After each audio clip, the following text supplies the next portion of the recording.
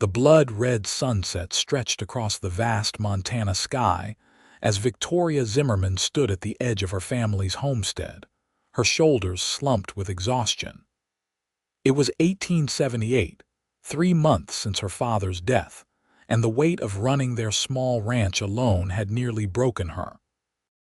At 22, she had already lived several lifetimes of hardship, but never had her determination been tested quite like this. Victoria flexed her fingers, wincing as the raw wounds on her palms cracked open again. The barbed wire fence she'd been repairing since Dawn had torn her skin to shreds, but the cattle couldn't wait another day. She couldn't afford to lose a single head to the wilderness beyond her property line. Just a few more posts, she muttered to herself, reaching for the wire stretcher. The metal bit into her already ravaged hands, and she couldn't suppress a small cry of pain as fresh blood trickled down her wrists. "That's enough." The deep voice startled Victoria. She whirled around, wire stretcher still in hand, to find a tall figure silhouetted against the setting sun. As he stepped closer, she could make out his features' strong jaw shadowed with stubble, eyes the color of a summer storm, and a worn Stetson pulled low on his forehead. "I'm not done yet," Victoria said, trying to keep her voice steady despite the throbbing in her hands. "I need to finish this section before dark." The stranger moved closer. He wore trail-dusted clothes and carried himself with the easy confidence of a man who had spent his life on horseback. A cowboy passing through, she guessed. "The fence can wait until tomorrow," he said, removing his gloves and reaching for her hands. When she hesitated, he added softly, "Please." Something in his gentle tone made Victoria relent. She extended her bleeding hands and he took them carefully in his own. "These need tending," he said, his brow furrowing with concern. From his saddlebag, he produced a small canteen and a clean handkerchief. With surprising tenderness for such large hands, he began to clean the dirt and blood from her wounds. "I'm Ethan Daniels," he said as he worked. "I was passing through when I saw you struggling with the fence." "Victoria Zimmerman," she replied, trying not to flinch as he wrapped the cloth around her right hand. "This is my family's ranch, or what's left of it." Ethan finished bandaging her left hand, then stepped back. "Your hands were bleeding from work," he said, his voice low and steady. "You're done for today." Victoria opened her mouth to argue but found she lacked the strength. The reality of her situation hit her all at once. She was alone, injured, and faced with an impossible task. To her mortification, tears sprang to her eyes. "I can't stop," she whispered. "There's no one else to do it." Ethan glanced at the remaining fence posts, then back at her. "There is now," he said simply. "Show me where your tools are." As the last light faded from the Montana sky, Victoria led the stranger back to her small ranch house, uncertain whether she had found salvation or created a new problem altogether. The one-room cabin was sparse but clean, with a small wood stove in the corner and a rough-hewn table beneath the window. Victoria busied herself lighting the oil lamp, trying to ignore the sting in her bandaged hands. "You shouldn't be out here alone," Ethan said, removing his hat and setting it on the table. His dark hair fell across his forehead as he surveyed the cabin. "It's not safe." "I don't have much choice," Victoria replied, her voice sharper than she intended. "My father died 3 months ago." "There's no one else." Ethan nodded, understanding darkening his expression. "I'm sorry for your loss, Miss Zimmerman." "Victoria," she corrected automatically, "and thank you for your help with the fence and this." She lifted her bandaged hands. "You would have done the same for anyone in need," Ethan said. "I've been on the trail long enough to know kindness when I see it." Victoria moved to the stove, wincing as she tried to grip the coffee pot. Ethan stepped forward immediately. "Let me," he said, taking the pot from her hands. "You sit." Too tired to argue, Victoria sank onto a chair. "Are you passing through to Silver Creek?" she asked, naming the nearest town, a half-day's ride to the north. Ethan shook his head as he worked at the stove. "No destination in particular. I've been drifting since the war ended. Worked cattle drives in Texas, broke horses in Wyoming." He glanced over his shoulder at her. "Never stayed in one place too long." Victoria studied him, noting the way he moved with quiet efficiency around her kitchen despite being a stranger to it. There was something reassuring about his presence, a steadiness that made her feel, for the first time in months, that she could take a full breath. "The ranch needs work," she said suddenly. "I can't pay much, but there's a room in the barn that's dry and I cook decent meals." Ethan turned to look at her, surprise evident in his expression. "You're offering me a job. You don't know anything about me." "I know you stopped to help when you didn't have to," Victoria said. "And I know I can't do this alone, not anymore." A long silence stretched between them as Ethan considered her offer. Finally, he nodded. "Until your hands heal," he agreed. "Then we'll see." That night, after Ethan had gone to settle in the barn, Victoria lay in bed staring at the ceiling, wondering if she'd made a terrible mistake inviting a stranger to stay. But as she drifted toward sleep, she found herself comforted by the knowledge that, for the first time since her father's death, she wasn't completely alone. Morning came with a pale wash of light through the cabin window. Victoria woke to the unfamiliar smell of coffee already brewing and the sound of movement outside. For a disorienting moment, she thought her father had returned, then reality crashed back. She dressed quickly, wrapping fresh bandages around her healing hands.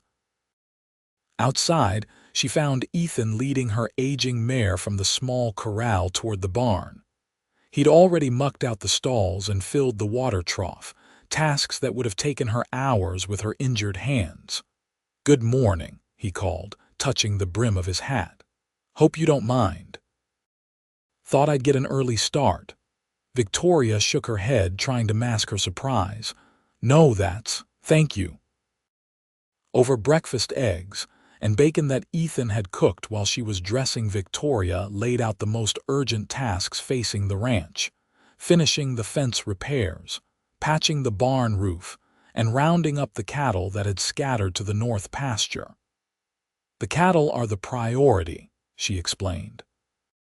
"If I lose any more to predators or rustlers, I won't make it through winter." Ethan nodded, his expression thoughtful. "I counted 37 head in the south pasture. How many more do you think are out there?" "Should be another 15 or so. My father and I ran a small operation, but it was enough." "We'll find them," Ethan promised. He studied her face for a moment. "Your hands need at least 2 more days to heal properly. I'll start on the fence and roof today. Tomorrow we can ride out together to check the north pasture." Victoria started to protest but stopped herself. This was why she'd hired him, after all, to do the work she couldn't. "All right," she agreed reluctantly, "but I'm not completely useless. I can help with other things." Ethan's mouth quirked into a half-smile. "Never thought you were, Miss Zimmerman." The next few days established a rhythm between them. Ethan worked on the most physically demanding tasks, while Victoria handled what she could with her healing hands, cooking, mending, and keeping records in the small ledger her father had maintained. They spoke little beyond what was necessary, but the silence was companionable rather than awkward. On the third day, Victoria's hands had improved enough for her to join Ethan on horseback to check the northern pasture. They rode side by side across the rolling Montana landscape, the summer sun warm on their backs. "How long have you been on your own?" Ethan asked, breaking their comfortable silence. Victoria adjusted her hat against the glare. "My mother died when I was 12. It's been just my father and me since then, until this spring." "What happened to him?" "Pneumonia," Victoria said, the words still catching in her throat. It was quick, at least. He was fine one day, feverish the next, and gone a week later. Ethan nodded, his eyes scanning the horizon. My parents died in a fire when I was 16, left me and my younger brother to fend for ourselves. Victoria glanced at him, surprised by the personal admission. Where is your brother now? A shadow crossed Ethan's face. Lost him at Gettysburg. He was just 19. I'm sorry, Victoria said softly. The war took so many. They crested a small rise, and Ethan pointed to a cluster of dark shapes in the distance. There they are. Sure enough, the missing cattle had gathered in a small valley near a stream. As they rode closer, Victoria noticed something else, a crude camp set up at the edge of the water. Ethan, she warned, pointing. He nodded, his hand moving to rest on the revolver at his hip. Stay behind me. As they approached, 3 men rose from around a small fire.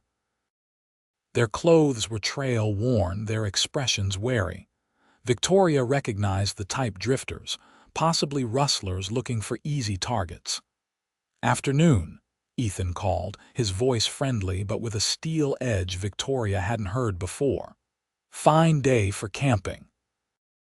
The oldest of the 3 men, bearded with hard eyes, stepped forward. Just passing through, didn't realize this was claimed land. It is, Victoria said, moving her horse alongside Ethan's.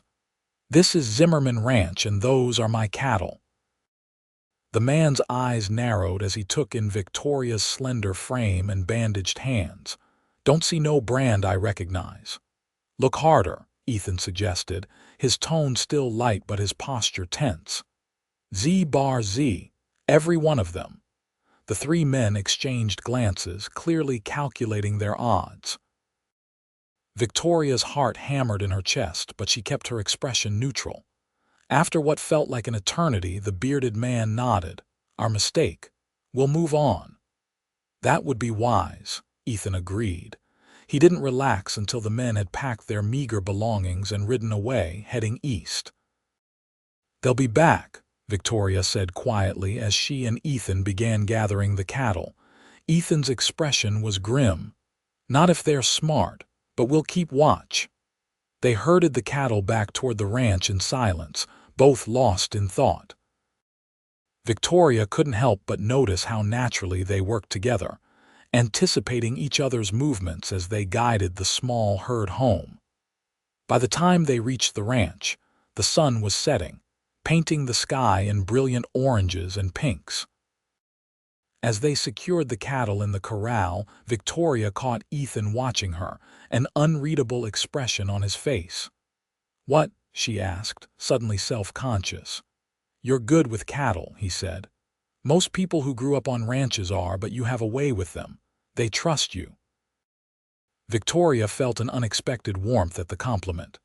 My father taught me everything he knew, said I had a gift for it. He was right. Ethan dismounted and began unsaddling his horse. We should celebrate getting all your cattle back. I saw some potatoes in your root cellar. How about a proper supper tonight? Victoria smiled, surprised by the suggestion. That sounds wonderful. That evening, they shared the best meal Victoria had eaten in months: roasted beef with potatoes and onions, washed down with the last bottle of whiskey her father had saved for special occasions. As the lantern light cast a warm glow over the cabin, Victoria found herself laughing at Ethan's stories of his adventures on cattle drives and in mining towns across the West. So there I was, he said, eyes twinkling with amusement, standing in the middle of the saloon in nothing but my boots and hat, while the owner's wife chased her husband with a rolling pin for betting away the deed to their establishment. Victoria laughed so hard tears came to her eyes. What did you do? What any sensible man would do. I grabbed the nearest tablecloth, wrapped it around myself like a toga, and walked out with as much dignity as I could muster. Ethan grinned, taking another sip of whiskey. Never did get my clothes back. Their laughter filled the small cabin, and Victoria realized it was the first time she'd truly laughed since her father died. The realization sobered her slightly, and she looked down at her nearly healed hands. "Thank you," she said quietly. "Not just for the help with the ranch, but for this." I'd forgotten what it was like to not carry everything alone. Ethan's smile faded into something more serious. "Everyone needs help sometimes, Victoria, even the strongest among us." Their eyes met across the table, and Victoria felt something shift between them, a recognition, a possibility. Before either could speak, a sound outside broke the moment, the distant whinny of a horse, followed by the alarmed lowing of cattle. Ethan was on his feet instantly, reaching for his gun belt. "Stay here," he ordered, but Victoria was already grabbing her father's old rifle from above the fireplace. "It's my ranch," she said firmly, checking that the weapon was loaded. "I'm coming with you." They slipped out into the darkness together, moving silently toward the corral. The moon provided just enough light to make out three figures attempting to cut a section of the newly repaired fence. "The men from the stream," Victoria whispered, recognizing the bearded leader. Ethan nodded, his expression hard. "Cover me," he murmured, then stepped forward into the moonlight. "You boys are making a mistake," he called, his voice carrying in the night air. The three men spun around, the bearded one reaching for his gun. Victoria stepped out beside Ethan, her rifle raised and steady. "I wouldn't," she warned. For a tense moment, no one moved. Then the bearded man slowly lowered his hand away from his weapon. "We're just looking for work," he claimed, his voice unconvincing even to Victoria's ears. "There's work in Silver Creek," Ethan replied evenly. "But not here. Not for men who try to steal from women living alone." The three men exchanged glances, clearly reassessing the situation. "No harm done," the bearded one finally said. "We'll be on our way." "Straight north to Silver Creek," Ethan clarified. "If I see you on this land again, I won't be asking questions first." The men mounted their horses and rode away, the sound of hoofbeats fading into the night. Victoria lowered her rifle, feeling the delayed rush of fear and adrenaline that made her hands shake. "They won't be back," Ethan said, watching the darkness where the men had disappeared. "How can you be so sure?" Ethan turned to look at her, his expression softening. "Because they know you're not alone anymore." The words hung between them, laden with meaning that extended beyond just the night's confrontation. Victoria felt her breath catch as Ethan stepped closer, close enough that she could see the moonlight reflected in his eyes. "I should stay," he said quietly. "At least until we're sure they're gone for good." Victoria nodded, not trusting herself to speak. The night air felt charged with possibility, and as they walked back to the cabin, their shoulders nearly touching, she realized that Ethan Daniels had somehow become essential to her in a way she hadn't anticipated and wasn't entirely prepared for. The days that followed took on a new rhythm. Ethan and Victoria worked from sunrise to sunset, repairing the neglected ranch bit by bit. The fence was completed, the barn roof patched, and they even managed to reinforce the corral with stronger posts. Each evening, they would share a meal and conversation that stretched later into the night as they became more comfortable with each other. Victoria learned that Ethan had grown up in Ohio, the son of a blacksmith who had taught him the trade before the fire that claimed his parents' lives. He and his brother had traveled west afterward, working odd jobs until the war broke out. After losing his brother at Gettysburg, Ethan had returned briefly to the blacksmithing trade in Kansas before the restlessness took him, sending him drifting across the territories. In turn, Victoria told him about her childhood in Missouri, her father's decision to stake a claim in Montana territory after her mother's death, and the hard years building the ranch from nothing. She spoke of her father's dreams for the land, dreams she was determined to fulfill despite the odds against her.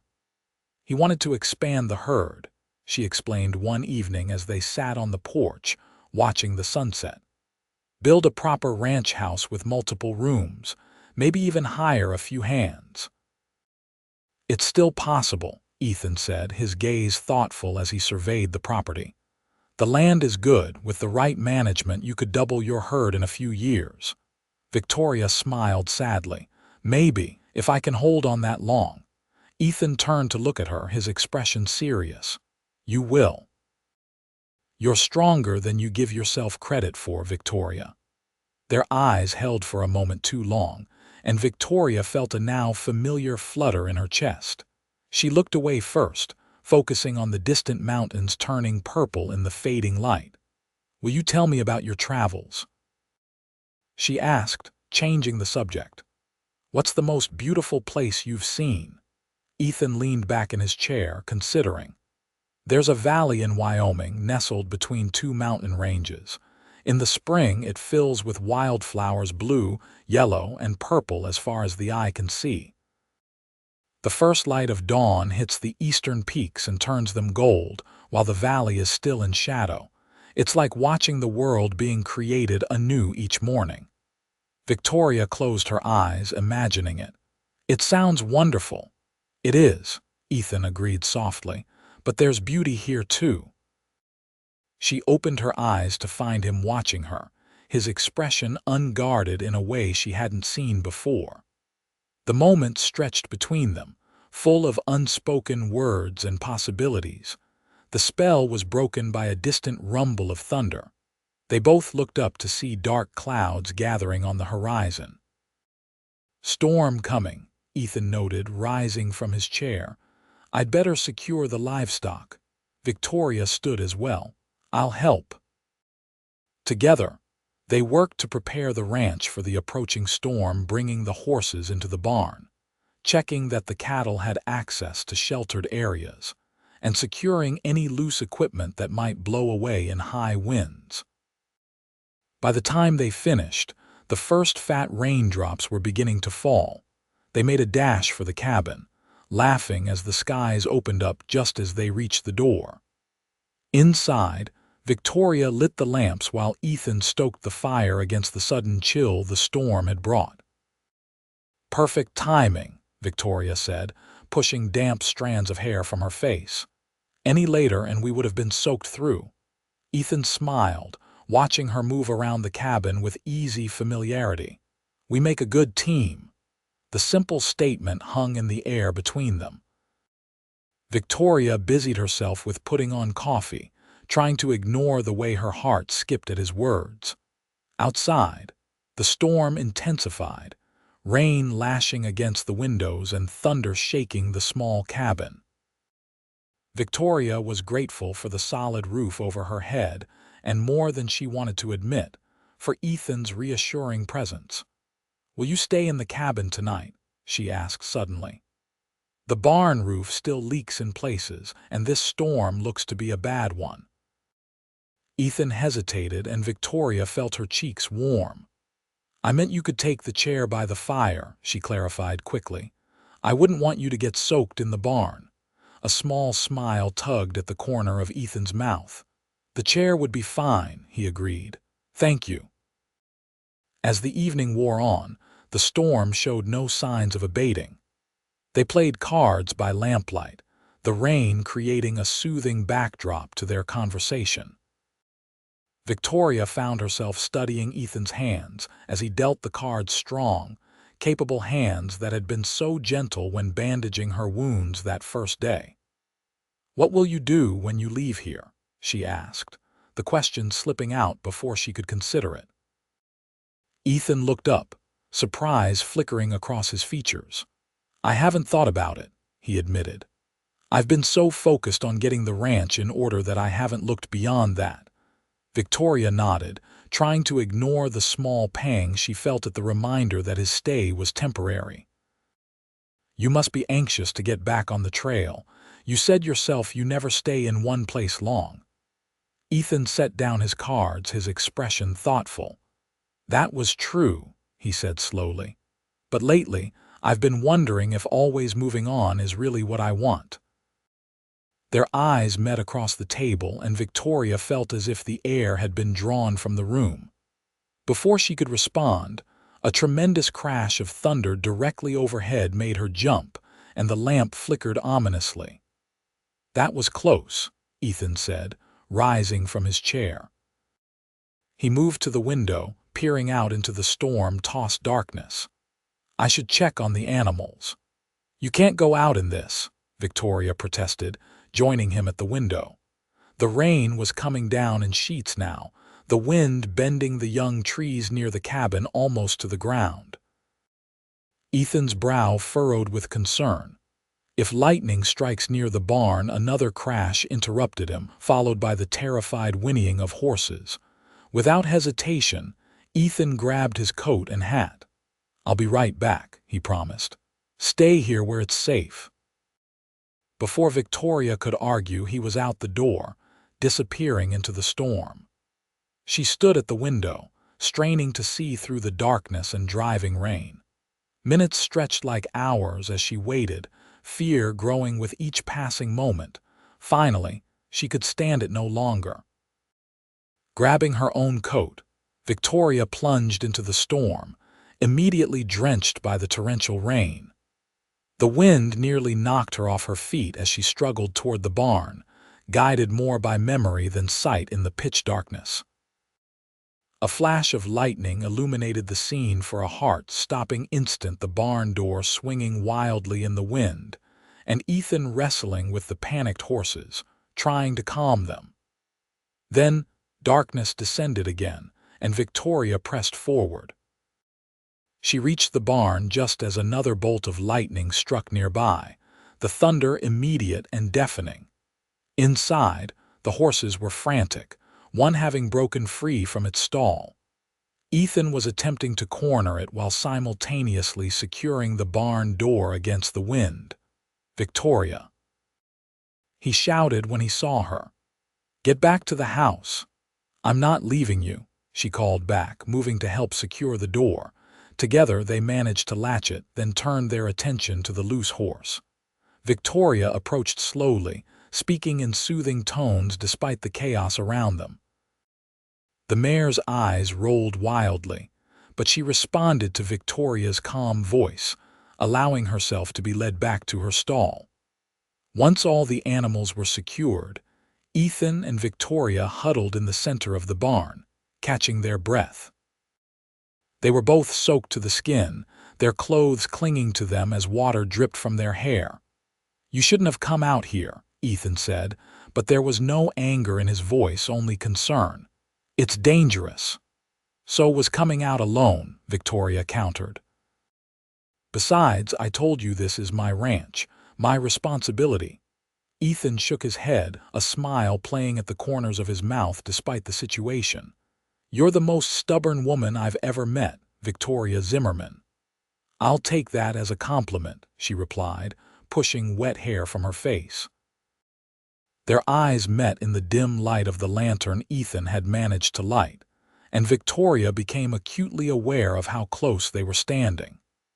Ethan's shirt clung to his broad shoulders, and droplets of water traced paths down his face. Something shifted in his expression as he looked at her, a decision made. A barrier crossed. Slowly, giving her every chance to pull away, Ethan reached out to brush a strand of wet hair from her cheek.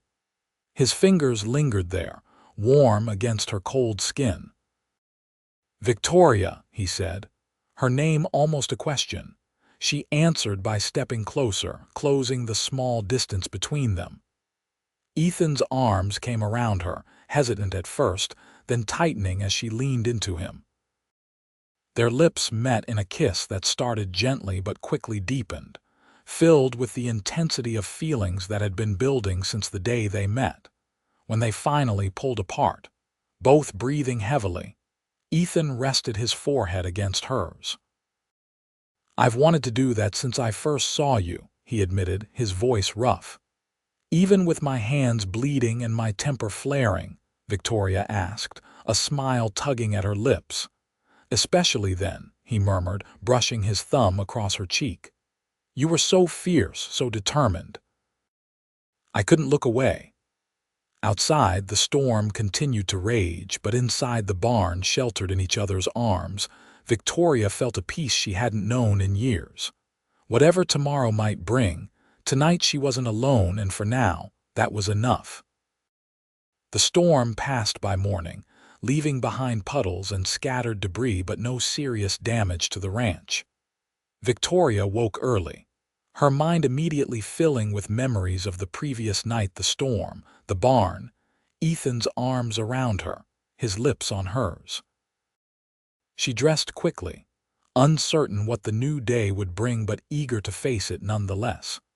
Ethan was already outside when she emerged from the cabin, clearing fallen branches from the yard. He straightened when he saw her, his expression a mixture of uncertainty and hope that made her heart race. "Good morning," she called, walking toward him. "Morning," he replied, setting aside the branch he'd been moving. "How did you sleep?" "Well enough," Victoria said, stopping before him. "And you, honestly, hardly at all." Ethan's eyes never left her face. "I kept thinking about what happened in the barn." Victoria took a deep breath. "Do you regret it?" "No," he said immediately, the certainty in his voice washing away her doubts. "Not for a second, but I need to know if you do." Instead of answering with words, Victoria stepped forward and kissed him, her hands coming up to rest on his shoulders. Ethan responded instantly, his arms circling her waist to pull her closer. When they separated, Ethan's smile was brighter than the morning sun. "I'll take that as a no," he said, his voice rough with emotion. Victoria laughed, feeling lighter than she had in months. "Definitely not." They spent the morning working side by side, repairing the minor damage the storm had caused. The air between them was charged with newfound awareness, their hands finding excuses to touch, their eyes meeting often in shared smiles. By midday, they had finished the most urgent tasks and paused to rest in the shade of the big oak tree near the house. "Victoria," Ethan began, his expression growing serious, "I need to tell you something." She felt a flutter of anxiety at his tone. "What is it?" Ethan reached for her hand, holding it between both of his. "When I came here, I was just passing through. I'd been drifting for so long that I didn't know how to stay in one place anymore." He paused, his eyes searching hers. "But these past weeks with you, they've changed something in me." Victoria's heart pounded so loudly she was sure he must hear it. "What are you saying, Ethan?" "I'm saying I don't want to leave," he admitted. "Not now, maybe not ever." He squeezed her hand gently. "I know it's fast, and I know you might not feel the same way, but I had to tell you before any more time passed." Joy bloomed in Victoria's chest, so intense it was almost painful. "I don't want you to leave either," she whispered. "When I think about going back to being alone here, I can't bear it." Relief washed over Ethan's features. "So I'll stay," he said simply. "As long as you want me to, and if that's forever."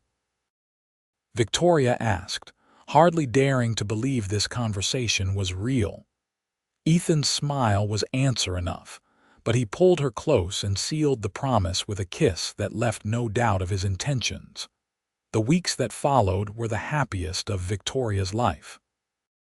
She and Ethan fell into a natural partnership, working together to improve the ranch by day and exploring their deepening feelings by night. The cabin that had felt so empty after her father's death now rang with laughter and conversation, and occasionally heated debates that ended in passionate reconciliations. As summer gave way to early autumn, they began to make plans for the future. Ethan's knowledge of blacksmithing proved invaluable as they discussed expanding the ranch operations to include a small forge where he could shoe horses and repair equipment for neighboring homesteads.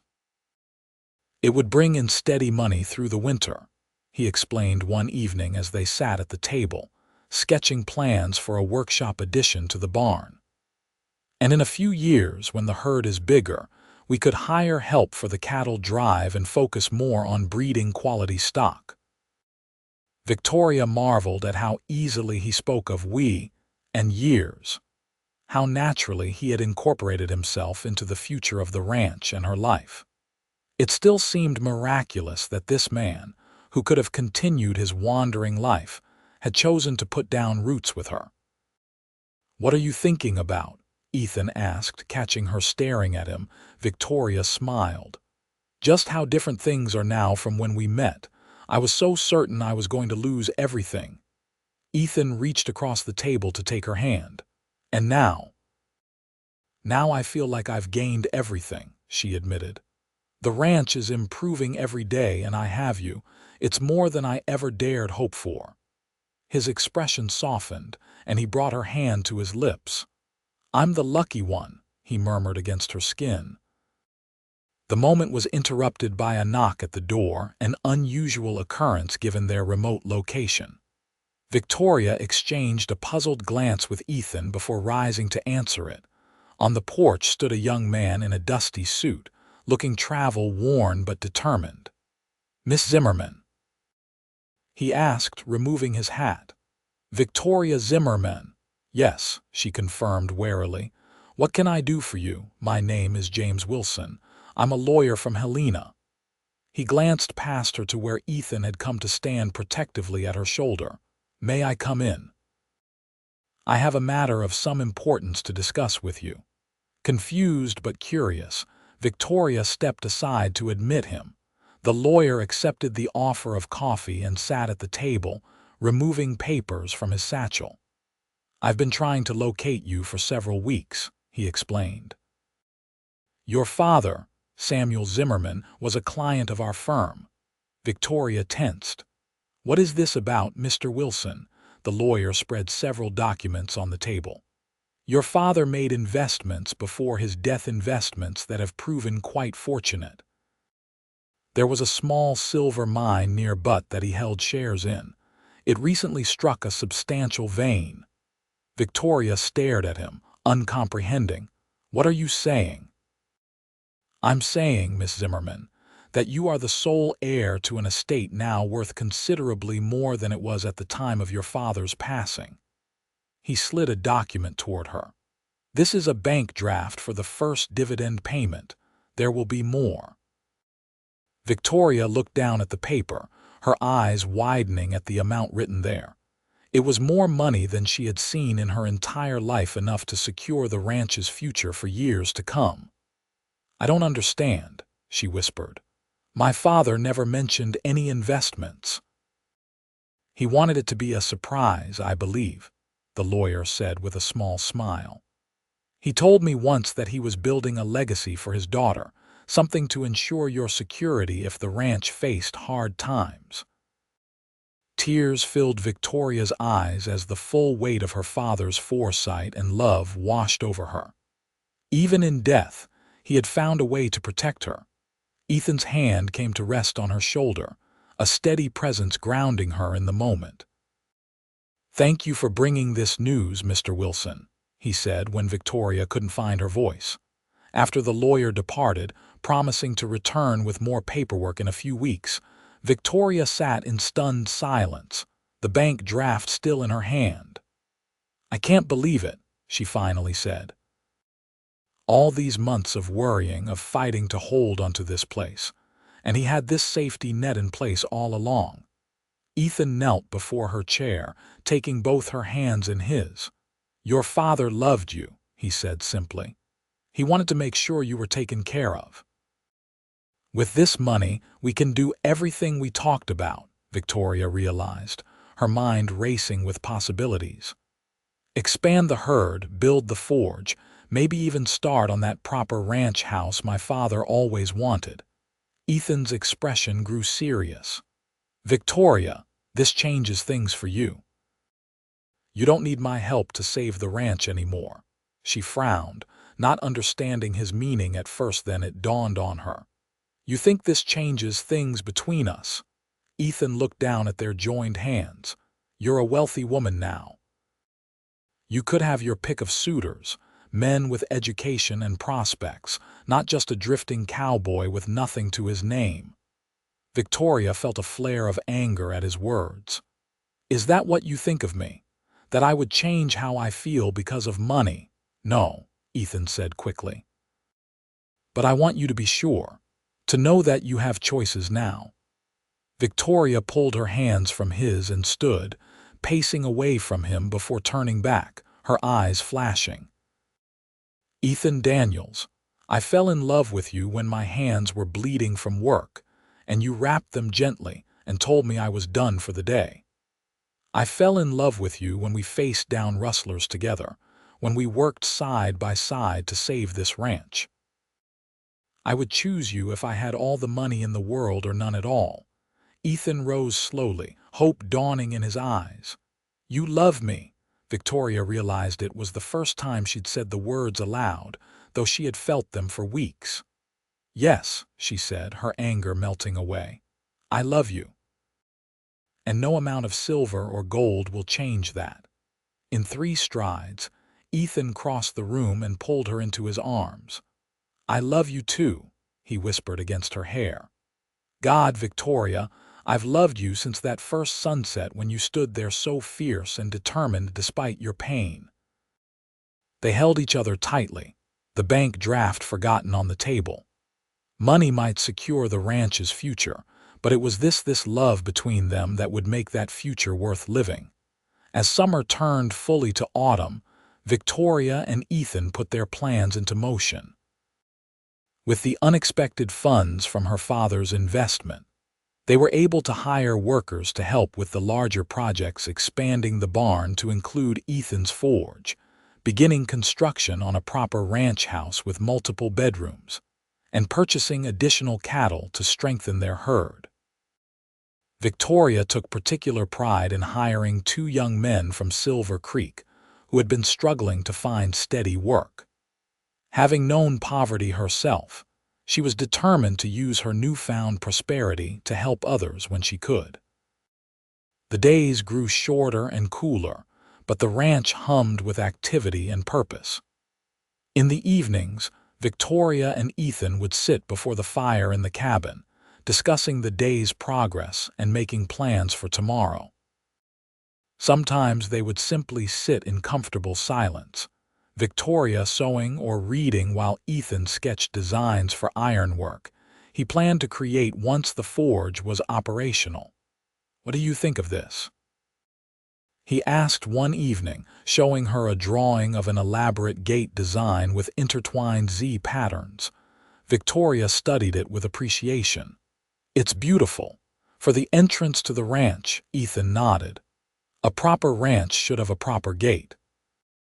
Something distinctive, so people know they are entering Zimmerman land." Victoria's heart swelled at his commitment to her family's legacy. "I think my father would have loved it," she said softly. Ethan set aside the drawing, his expression growing serious.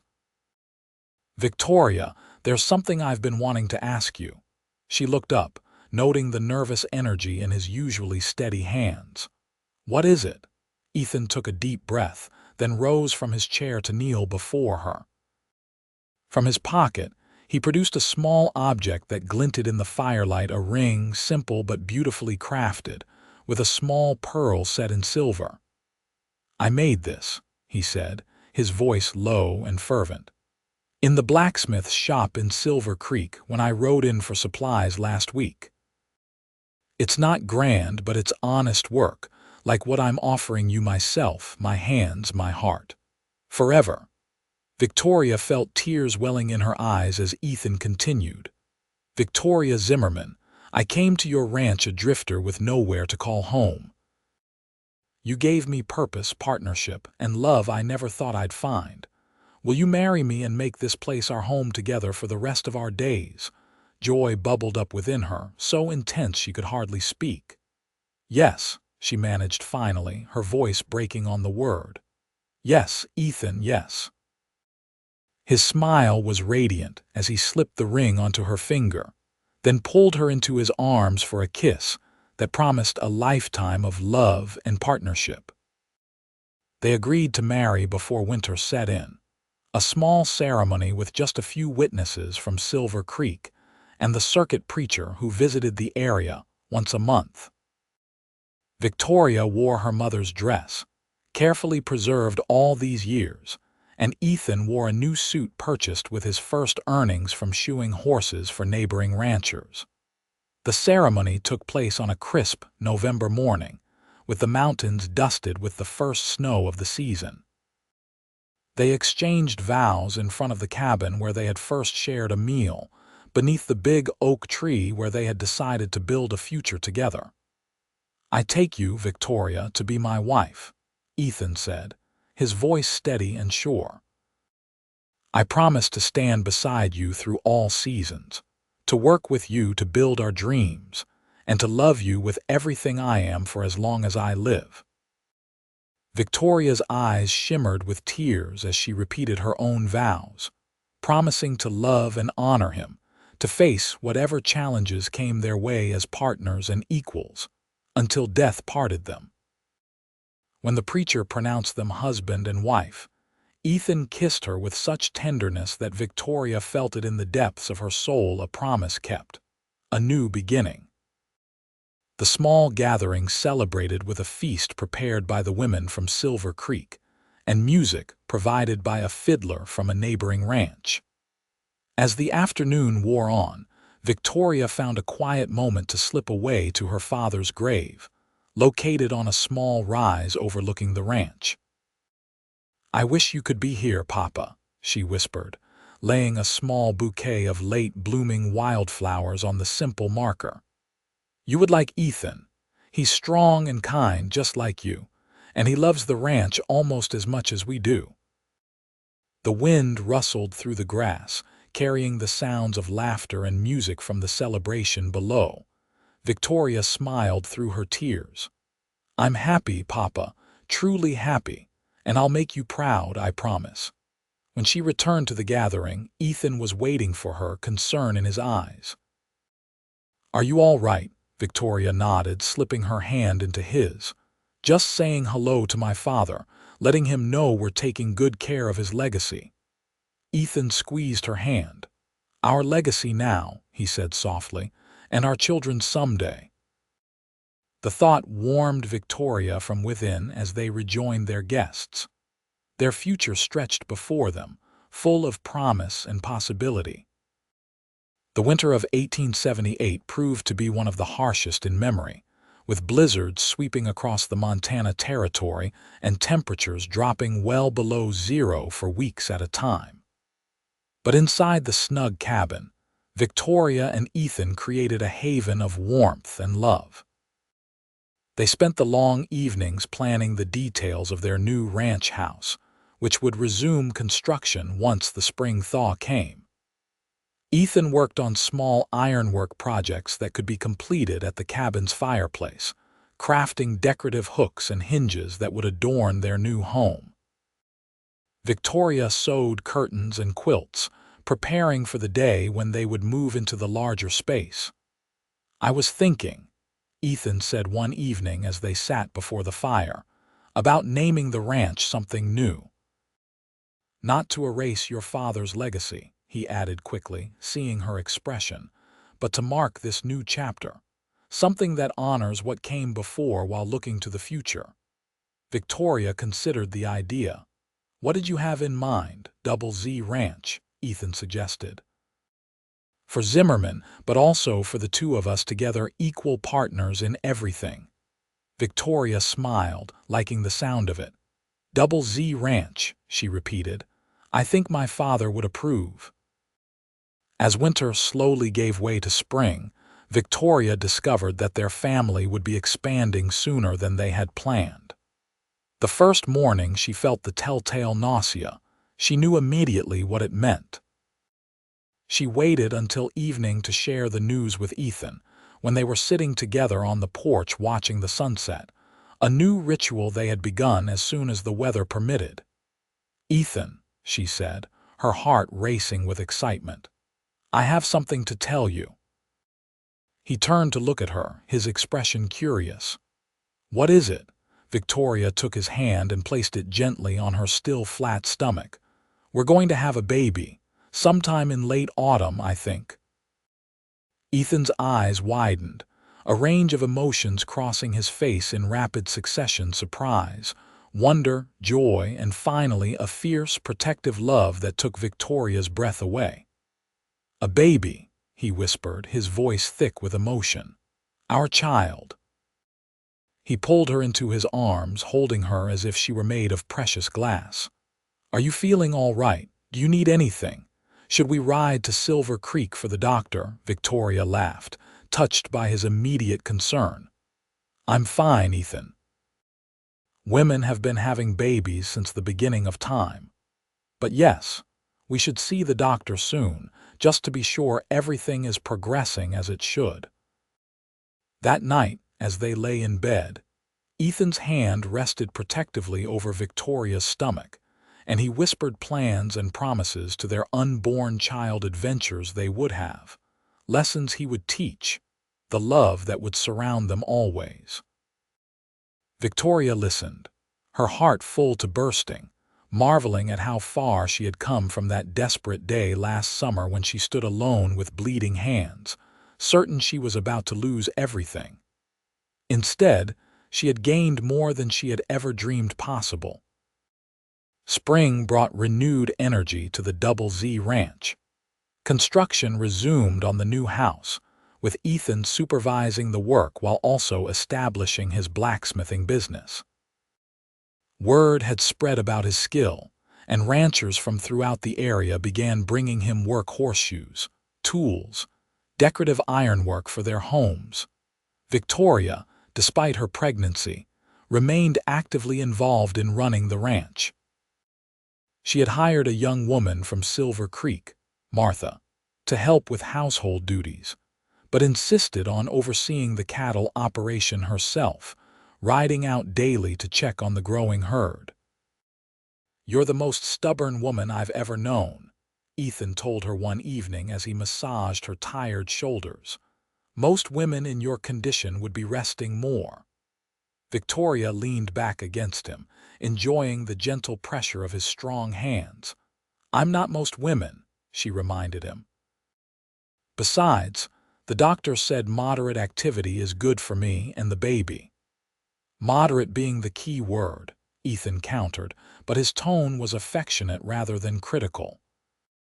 He had learned early in their marriage that Victoria's independent spirit was one of the things he loved most about her, even when it worried him. By midsummer, the new ranch house was nearly complete, a handsome two-story structure with a wide porch wrapping around 3 sides. It contained a spacious kitchen, a formal dining room, a comfortable sitting room, and 4 bedrooms upstairs. Victoria had insisted on large windows throughout to capture the magnificent views of the mountains and rolling pastures. On the day they moved in, Ethan carried Victoria across the threshold despite her protests that she was perfectly capable of walking. "It's tradition," he insisted, setting her down carefully in the entry hall. "Our first step into our new home should be memorable."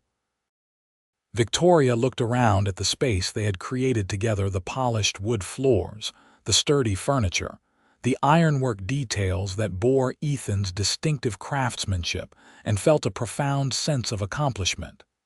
"It's beautiful," she said softly. "Everything we hoped for."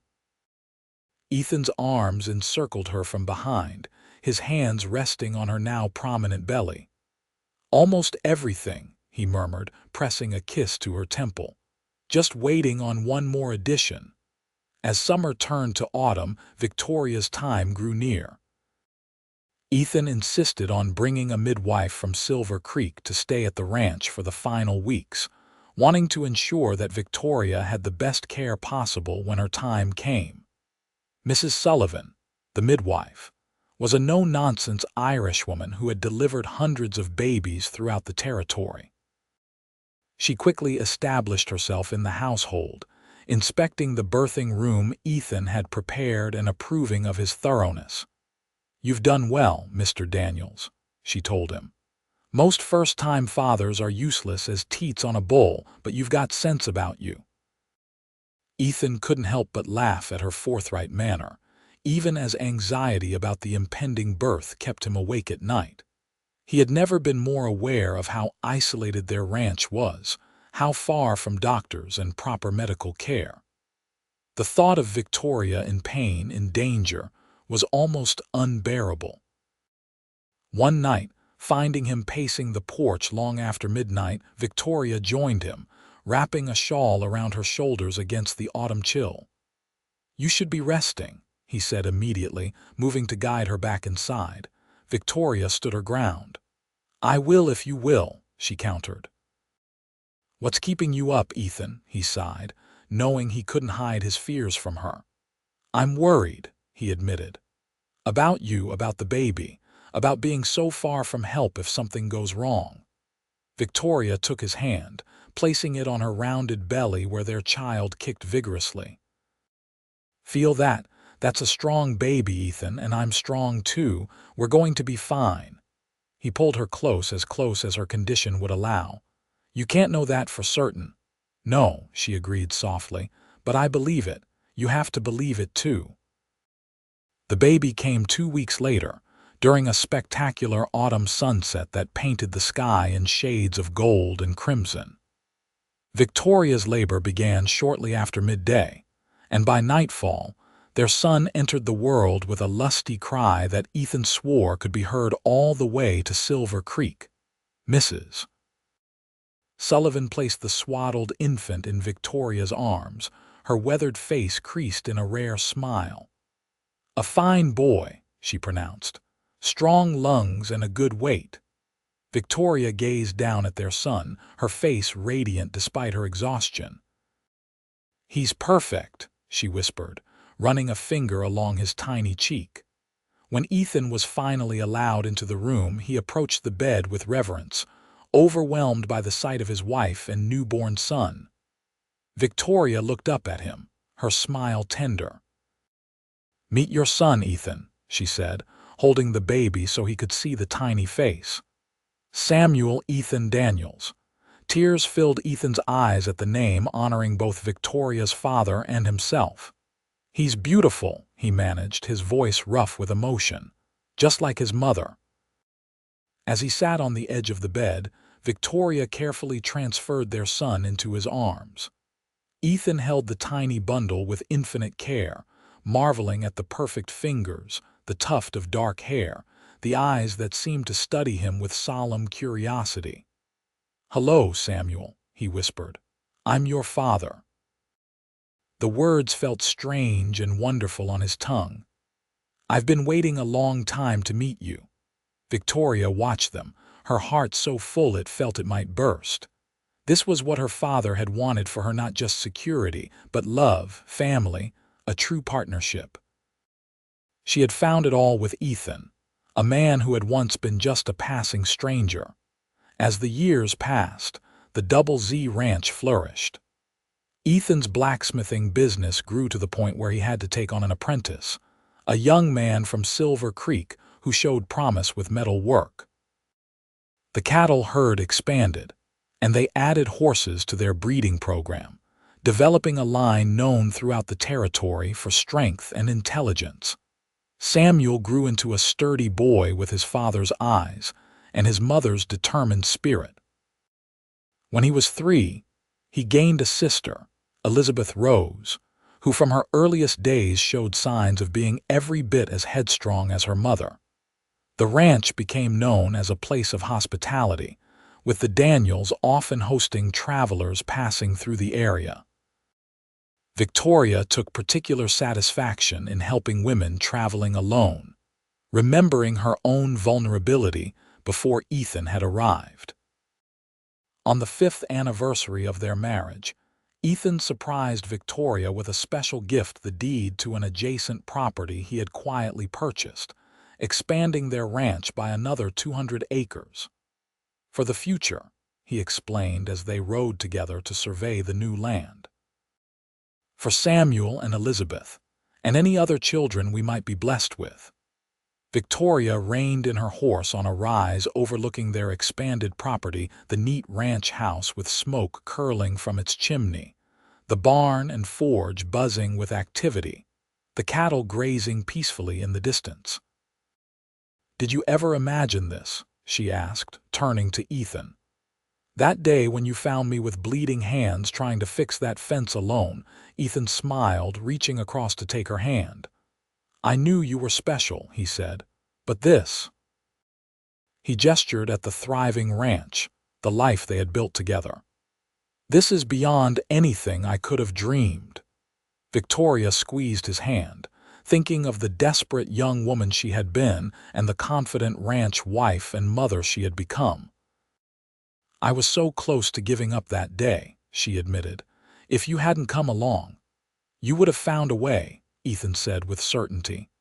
"That's who you are, Victoria, but I'm grateful every day that I was the one who got to help you." They rode back to the ranch house together, where Samuel was helping Martha set the table for dinner and Elizabeth was toddling after the ranch cat with determined concentration. The scene was so perfect, so precious, that Victoria paused in the doorway to commit it to memory. "What is it?" Ethan asked, coming up behind her. Victoria turned to him, love swelling in her heart for this man who had transformed her life with his gentle hands and steadfast heart. "Nothing," she said, rising on tiptoe to kiss him. "Everything. Just thinking how lucky I am that you stopped that day, that you cared enough to wrap my bleeding hands and tell me I was done for the day." Ethan's arms encircled her, pulling her close. "Best decision I ever made," he murmured against her hair. "Coming home to you." And in that moment, surrounded by the family they had created and the love they had built, Victoria knew with absolute certainty that their story, which had begun with bleeding hands and a stranger's unexpected kindness, would continue to unfold in ways more beautiful than either of them could imagine. On the 10th anniversary of that fateful day when Ethan had first ridden onto the ranch, they held a celebration. Friends and neighbors from miles around gathered at the Double Z to share food, music, and stories. The ranch had become one of the most successful in the territory, known for its quality livestock, Ethan's fine ironwork, and the Daniels' generosity to those in need. As twilight fell, Victoria found herself standing in almost the exact spot where she had been struggling with that barbed wire fence when Ethan first appeared. Samuel, now 9, was teaching his 6-year-old sister and their 3-year-old brother James how to rope a practice post while Ethan supervised with proud eyes. Martha, who had remained with them all these years, becoming more family than employee, approached with a glass of lemonade. "You're looking mighty thoughtful, Mrs. Daniels," she observed, handing Victoria the drink. Victoria smiled, watching her family. "Just remembering," she said. "It all started right here. I was at the end of my rope, hands torn up from trying to fix this fence alone, and then Ethan appeared like an answer to a prayer I hadn't even known to say." Martha nodded, having heard the story many times. "The Lord works in mysterious ways," she said simply. "That he does," Victoria agreed. Later that night, after the guests had departed and the children were tucked into bed, Victoria and Ethan sat on the porch swing, watching the stars emerge in the vast Montana sky. 10 years, Ethan mused, his arm around her shoulders. "Sometimes it feels like yesterday that I rode up and found the most stubborn woman in the territory bleeding all over her fence posts." Victoria laughed, nudging him with her elbow. "And sometimes it feels like I've known you my whole life." Ethan pulled her closer, pressing a kiss to her temple. "Do you ever wonder what would have happened if I hadn't stopped that day? If I just kept riding?" Victoria considered the question, trying to imagine a life without Ethan, without their children, without the partnership that had become the foundation of her existence. "I can't even picture it," she admitted. "You're woven into every part of my life now, every memory, every dream for the future." Ethan nodded, his expression turning serious. That day changed everything for me. I'd been drifting for so long, never staying anywhere, never letting myself put down roots. But something about you, about this place, felt like coming home before I even knew what home could mean. Victoria reached up to touch his face, still handsome despite the lines that 10 years of Montana sun and wind had etched around his eyes. And now, his smile was answer enough, but he put it into words anyway. Now, I can't imagine being anywhere else with anyone else. This is where I belong, Victoria. With you, with our children, on this land we've built together. As the stars wheeled overhead and the night deepened around them, Victoria rested her head on Ethan's shoulder, content in the knowledge that their story, which had begun with bleeding hands and gentle care, had grown into something beautiful and enduring, a love that would sustain them through all the years to come.